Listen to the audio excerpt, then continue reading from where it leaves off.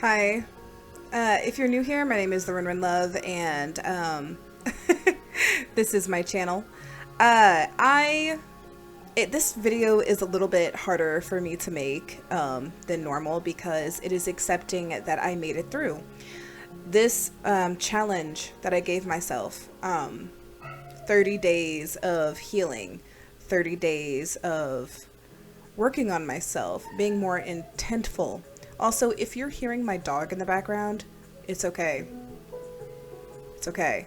He is in his cage. He's supposed to be going to sleep. He's just upset, just like a regular youngster would, right? Anyway, if you're here, you're exactly where you're supposed to be, and I just want to talk a little bit, like I promised I would in the last video. I know that I don't. Like I said, this video is a little bit harder than I would like it to be. I'm having to accept that I made through the 30 days, which I know sounds like a very silly thing to be upset about, but it's weird because I'm upset, but I'm also extremely happy that I made it through. It feels like something that I want to do once a year, so I made April the month where I just do that annually, 30 days of healing, or just, internal work on myself. Healing, 30 days of healing. And it was so hard. And I know I mentioned this in the past video, but it was so hard in the beginning to just sit there, mirror in front of me, metaphorically speaking, and just talking to myself and realizing that I need to do better, and that sometimes just understanding that you need to change isn't enough. You have to have some sort of push, whether it be from yourself, outside, spirituality, whatever it is, right? And it's just one of those things where I still can't believe I did it. This girl who survived being trafficked from the age of 6 to all the way to 12 years old, only to get assaulted again as an adult, actually sat there with herself and focused on her healing, put herself first. I've been a doormat my whole life, and honestly, I look like a butch queen right now, and it's just because, one, I'm sick. Let's be real. I'm sick. My body is going through a lot of changes, especially when it comes to getting all of that toxic, nasty abuse out of my system. I mean, when you are being abused day in, day out, most of your life, all your body is accepting is toxicity, and it feels like a poison. And when that happens, it stunts you. It stunts you. It makes you feel like there is nowhere to go. There's no further to be. And honestly, I procrastinated so hard making this video today, knowing that the 5th, which is today, May 5th, 2026, it is 11:50. It's 10 minutes to midnight. But you know what? It's the fact that I decided to try to do this anyway. Talking about my trauma, I feel like I've come accustomed to doing that. But what I'm not accustomed to is doing it for more than just being asked to tell my story. I'm doing this because it's pushing me forward. You know what I mean? It is pushing me forward to tell my story and tell it with confidence and tell it without feeling shame or fear of acknowledgement. Like, my story will help someone somewhere. And it's crazy to me. It's crazy because I have been working on healing for over 4 years now. And it's like I had to go through it. When people say you have to go through the dirt to get where you need to be, you have to get through the dirt to be able to be where you need to be. You have to be at your lowest to propel you forward. You have to have nothing to lose. And at least that's the case for me, because I was so like, you know what, procrastinate. I can do this later. I can do this later. I can do this later. And that repetition is what set me backwards. It didn't send me forward. It sent me backwards. And being a survivor is so hard. It is, because you have to also accept the fact that you were a victim. that part hit me like a freaking brick, because I had this mentality of I am not a victim. I never will be a victim. I'm a survivor.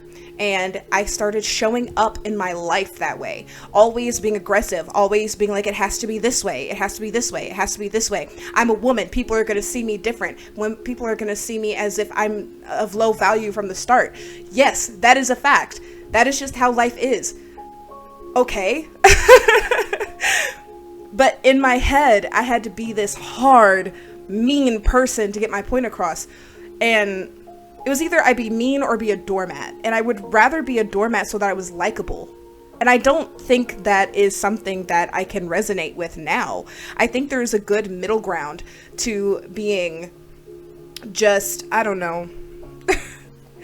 What I've learned all in all is there's a middle ground, and that is where healing resides. You don't have to be too mean. You don't have to be a people pleaser. All you have to do is just be.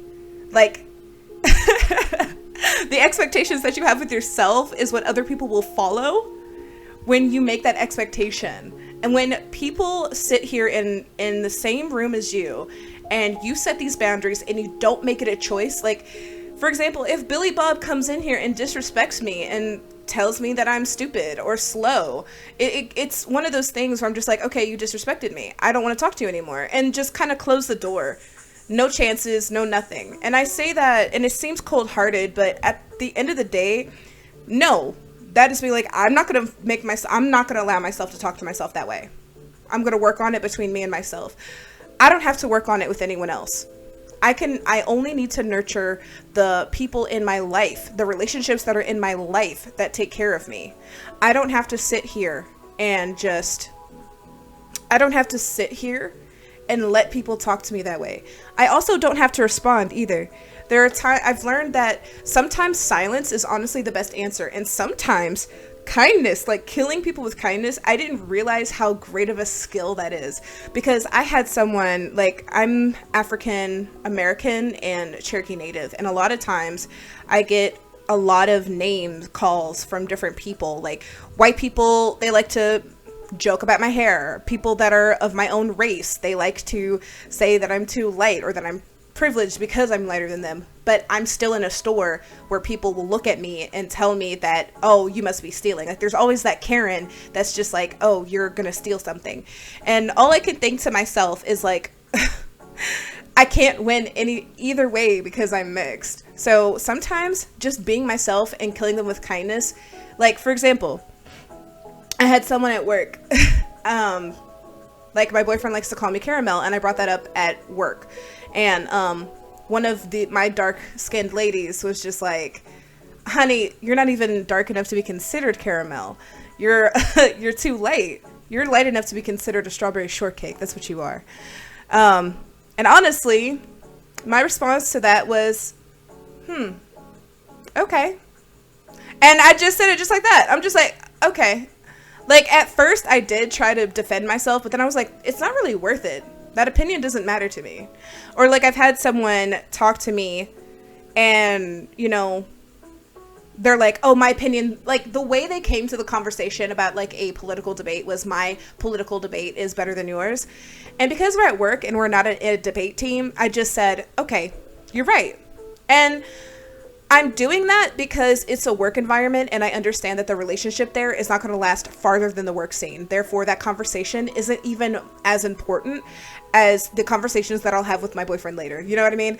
So it's just, I've learned how to navigate different things in ways that just seem to blow my mind whenever I actually use the skills that have been told to me. And I know that sounds like a weird thing to say. Like, that should be obvious, Ren. Like, the advice that other people give you, you should follow. And, you know, but the thing is, I've always had this issue with trust and trusting anybody with what I have going on in my life. It feels like no one can be me, but there are plenty of people that can be me. There are plenty of people who are poor. There are plenty of people that grew up in, you know, the south side of town. There are plenty of people who are people of color who get mistreated. And it's one of those things where you have to learn your battles and learn what way you're going to handle them in a way that is healthy, in a way that is not toxic, in a way that is truly you. And I have learned that letting go of certain conversations is how it works for me. Letting go, just being like, okay, cool, you're right, because I know how I feel on the inside. They don't need to know that. Coworkers are coworkers. They're not friends outside of work. They're never going to follow you there. I've tried that many a time, and there's not really any friends that I can count on my hand that came from work. You know what I mean? My long-lasting relationships came from experiences within people who have similar beliefs. And if I understand that someone does not have the same similar beliefs, they are not going to be that close to me in the long run unless we have something tethered. And if there's nothing tethered, there's nothing there. There's not. I've also learned a lot about self-worth. Self-worth starts with you and it ends with you. There is no ending it with someone else. It's like a relationship. When you are looking at yourself in the mirror, you're talking to yourself, and you should be talking to yourself as if it's you speaking to you. Just like if I go, hi, Billy Bob, like, you know, if I go, hi, Billy Bob, you look great today. That is exactly how I should be talking to myself. And the thing is, psychology likes to tell us that our brain is not always able to see the outside as an outside space. Like, lately, my apartment has been cleaner because I've been trying to I understand that clutter equals internal chaos. No clutter or an in-between. It doesn't have to be perfect. Just clear enough, right? The less clutter, the less chaos internally, because your brain is taking in that stress, even if it's subconscious. And that is something that blew my mind when I heard it. And it was just so wonderful to see all of these things that have been tested, tried, and true. And they work. They actually work. At least they work for me. And the thing is, I was trying different things and kind of going one by one. And I'm not going to do the same kind of deep dive I did in the last video. It's just more or less me expressing freely, without bullet points, none of that. Just expressing freely on this experience, because I only have so much, you know, until it's the next month. Like, it's literally 2 days until the start of the next thing, which we're going to work on habits. So I think what I'll do is I'll wrap up. We're going to wrap up this month in a little bitty bow, and we're just going to leave it at that. We have grown. I have grown. I feel like I have grown so much in 1 month. That doesn't mean that I am like healed miraculously. No, it just, I feel like the ball is finally rolling. If you are anyone who has struggled with like surviving assault in any type of way, you understand what I mean by like wanting the ball to roll, and so to speak. Sorry, like my phone beeped and I did not like that happening during a video, so we're gonna shut that off. But yeah, that is just how I feel in general. You know, I was questioning myself before I came on here. You know, it's 1 minute till midnight, which means it's this officially the start of habit stacking and learning how to be better with my habits, right? So that is definitely something that I'm excited to do. But the reason why I chose habit stacking for this, it is now 12 a.m. So we're just gonna goodbye 30 days of healing. It's in the past now. The growth is still there, but it is in the past, and it is something that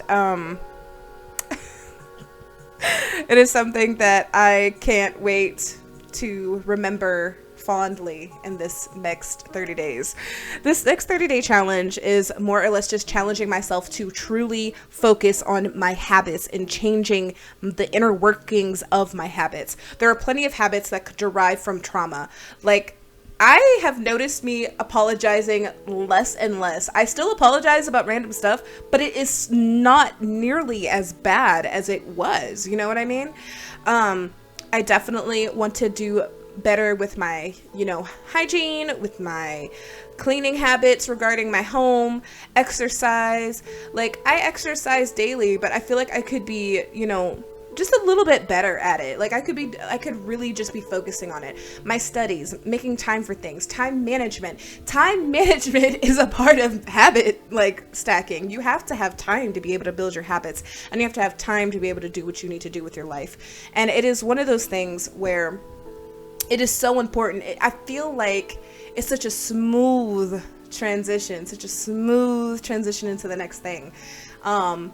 And I'm really, really listening to spirit when I'm thinking about all these things, when I'm focusing on all of these things. And yeah, I know I look chopped right now. This is just me being authentic. And if you don't like it, that's okay. And I was scrolling on YouTube being like, why isn't my videos being seen? Maybe because I'm caring too much on who sees it. I want to help people so bad who have been through this kind of trauma that I've been through, but I have to understand that these videos are going to come to them when they're ready. When they are ready to heal, they'll come to my videos. That is just what it is. And I'm just going to have to let these messages be timeless messages. If they see it, they see it. That's fine. It is what it is, but I need to stop caring about it. And I just need to care about the fact that I'm doing it and that I'm being consistent and that I am learning and growing. And at this point, this is my video diary. I don't care who sees it anymore. Like, it's just more or less, I feel as though the change within myself is so certain that I know what's coming in my life. And I'm just so proud of myself. I'm proud of what I've done. And I can't believe all of the things that I have done. And y'all,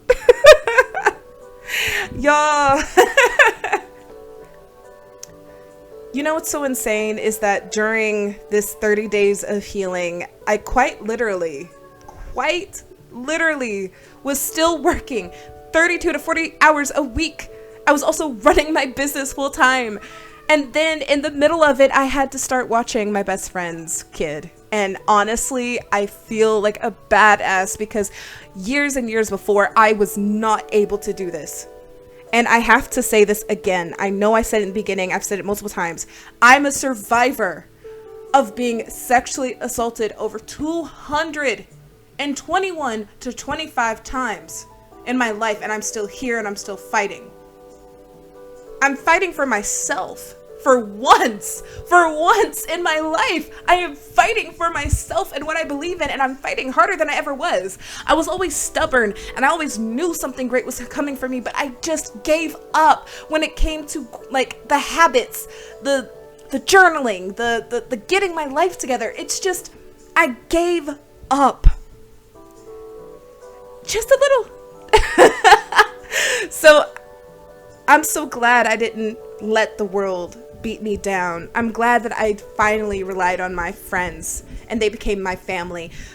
The people who decided to treat me the way they did in my so-called family, that is on them. They missed out. They missed out on a beautiful person becoming an even more beautiful person. I look crazy right now because I'm coming out of the cocoon, baby. That's what I'm doing. I'm coming out of the cocoon. That's what I'm doing. And so if you're seeing this, I know this is a longer video. It is what it is, man. It was already hard enough. But once I started talking, I couldn't stop, man. I couldn't stop because it's just like, it's magic to me. It's magic to me. But yeah, if you watch this all the way through, I mean all the way through, you watched from beginning all the way to end, I love you so much. Do me a favor, push that bell notification. Make sure to push the subscribe. Do all the button stuff. You know, I don't have to tell you which buttons to push. You can just push them, okay? And if you want to be extra helpful, in the description there will definitely be a link to my Spotify, which I do make music, and there is a link to my art shop. I hard launched my snail mail club this month for Mother's Day. So if you forgot, that's fine. Father's Day is already ready and it's coming in June, so you can go ahead and pre-order. But enough about that. Love you so much, and I will see you on the flip side, okay?